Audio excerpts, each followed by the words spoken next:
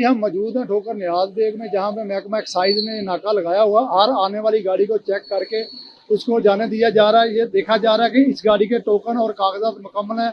इस वक्त हमारे साथ है एक्साइज इंस्पेक्टर, आइए इनसे बात करते हैं। जी अस्सलाम वालेकुम सर। सर आपने माशाल्लाह बहुत अच्छा काम कर रहे हैं, नाका लगाया हुआ है, ये क्या चेक कर रहे हैं आप? ये हम टोकन टैक्स चेक कर रहे हैं और जो गाड़ी अनरजिस्टर्ड है ना उसको चेक कर रहे हैं।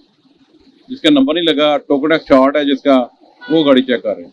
अच्छा सर, जो गाड़ी अनरजिस्टर्ड है जिसका टोकन शॉर्ट, उसके खिलाफ क्या कार्रवाई कर रहे हैं? उसको टोकन जो है मौके पे टोकन लगवा रहे हैं, जो शॉर्ट है जिनका टोकन, और जो अनरजिस्टर्ड है उनको गाड़ी बंद कर रहे हैं थाने में।